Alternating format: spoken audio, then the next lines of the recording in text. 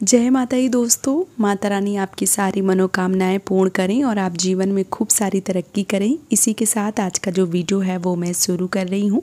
दोस्तों आज के वीडियो में मैं बात करने वाली हूँ मंगला गौरी व्रत में, साथ ही साथ सावन के सोमवार जो हैं वो भी चल रहे हैं। ऐसे में पीरियड्स के कितने दिन बाद पूजा अर्चना जो है वो हमें करनी चाहिए, देव की पूजा जो है वो हम कितने दिन बाद कर सकते हैं, साथ ही साथ देवियों की जो पूजा है वो हम कितने दिन बाद कर सकते हैं। आज के वीडियो में संपूर्ण जानकारी जो है वो आप सबके साथ शेयर करने वाली हूँ। तो चलिए शुरू करते हैं आज का वीडियो। जैसे कि आप सबको पता है कि सावन का पावन महीना चल रहा है। ऐसे में सावन के सोमवार के साथ साथ माता पार्वती के लिए मंगला गौरी व्रत जो है वो किए जा रहे हैं। बहुत सारी बहनें मंगला गौरी का व्रत पूरी विधिवत तरीके से करती हैं। बहुत सारी ऐसी बहनें जो मंगला गौरी का व्रत पूरे नियम से, पूरे मान लीजिए कि भक्ति भाव से जो है वो करती हैं। और ऐसे में बहुत सारी ऐसी बहनें जो पीरियड्स या मासिक धर्म के दौरान गुजर रही होती हैं, उनको समझ में नहीं आता है कि हमें कितने दिन बाद पूजा अर्चना जो है वो करनी चाहिए, क्या करना चाहिए, कैसे करना चाहिए। तो आज के वीडियो में मैं चलिए बता देती हूँ आप सबको। देखिए मंगला गौरी व्रत जो है वो 4 पड़ रहे हैं, साथ ही साथ जो सावन के सोमवार है वो 5 पड़ रहे हैं। यहाँ पे मैं दोनों चीज़ों की बात करने वाली हूँ, देव की और देवियों की, दोनों की बात जो है वो करने वाली हूँ।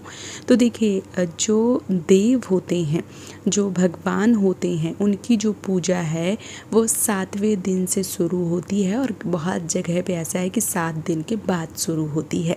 वैसे जो भी हमारे ग्रंथ हैं या जो भी हमारी धार्मिक पुस्तकें हैं उसमें मासिक धर्म का या पीरियड्स का 3 दिन का वर्णन किया गया है। 3 दिन तक जो महिला हैं वो अशुद्धि की अवस्था में रहती हैं, वो अपवित्र रहती हैं, ऐसा वर्णन किया गया है।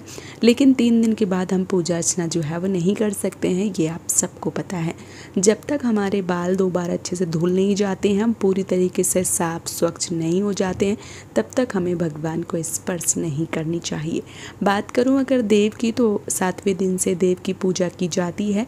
और अगर आपके यहाँ ऐसा विधान है कि आप 8वें दिन से पूजा करती हैं तो आप 8वें दिन से जो पूजा है वो कर सकती हैं।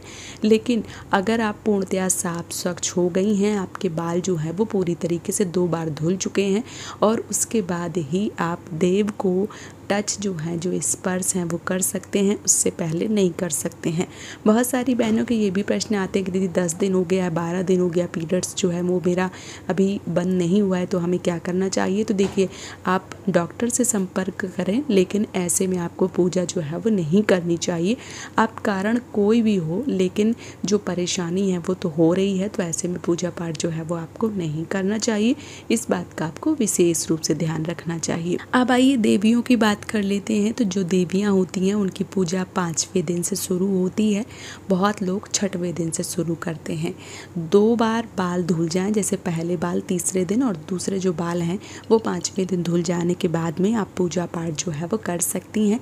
लेकिन जो शर्त है वो यही है कि अगर आप पूरी तरीके से साफ स्वच्छ हैं तो ही आप पूजा करें, अन्यथा आप पूजा ना करें। बहुत सारी बहनों के प्रश्न आते हैं कि दीदी मैं पूरी तरीके से तीसरे दिन शुद्ध हो जाती हूँ तो मैं पूजा कर सकती हूँ या नहीं। तो ऐसे में पूजा जो है वो नहीं करना चाहिए। देखिए जो चीज़ें बनाई गई हैं अगर हम उनके खिलाफ जाएंगे तो ये ठीक नहीं रहता है। और कहीं ना कहीं अगर 5 दिन या 7 दिन का विधान दिया गया है, जो चीज़ें चली आ रही हैं, हमारे पूर्वज जो है वो बना के गए हैं, तो वो उनका कोई ना कोई तर्क जो है वो रहा होगा, तब उन्होंने इतने दिन का वर्णन जो है वो किया है। इसलिए आपको तीसरे दिन, दूसरे दिन, पहले दिन बहुत प्रश्न आते हैं मेरे पास। तो आप सबसे विनम्र निवेदन है कि आप ऐसे जो प्रश्न हैं वो ना करें। आप स्वयं सोचें कि जो पूजा पाठ है वो हमें 5वें दिन देवियों की और 7वें दिन देव की पूजा जो है वो करनी चाहिए। जब हम पूरी तरीके से साफ स्वच्छ शुद्धि की अवस्था में हो जाएं तब, उससे पहले नहीं कर सकते हैं। उसके बाद भी अगर आपको पीरियड्स या मासिक धर्म या जो ब्लीडिंग है वो हो रही है तो आपको भगवान को या माता जी को स्पर्श नहीं करनी चाहिए। इस बात का आपको ध्यान रखना चाहिए।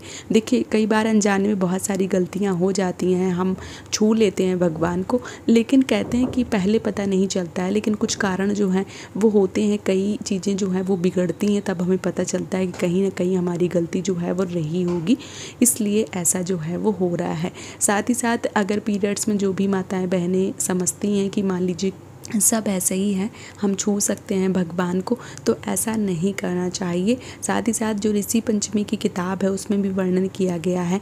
और ऋषि पंचमी की जो मान लीजिए ऋषि पंचमी का जो व्रत है वो भी इसीलिए रखा जाता है कि अगर अनजाने में हमने पीरियड्स में कभी भगवान को टच कर लिया हो या पूजा पाठ कर लिया हो तो उससे जो हमें क्षमा है वो मिल सके, तभी ये व्रत जो है वो किया जाता है।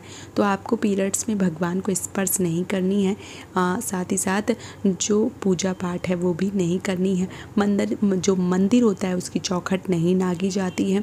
और बहुत सारी चीज़ें जो हैं, जैसे भगवान को जो चढ़ाने वाला प्रसाद है वो भी टच नहीं किया जाता है। तो इन चीज़ों का आपको विशेष रूप से ध्यान रखना है। और जो पूजा पाठ है वो पूर्णतया शुद्ध होने के बाद ही करनी है। तो उम्मीद करती हूँ कि पीरियड्स के बारे में ये छोटा सा वीडियो आप सबके लिए काफ़ी ज़्यादा मददगार रहा होगा। वीडियो अगर पसंद आया है तो आप मुझे सपोर्ट करें इस चैनल को सब्सक्राइब करके। आज का वीडियो यहीं पे समाप्त कर रही हूँ दोस्तों। जय माता दी।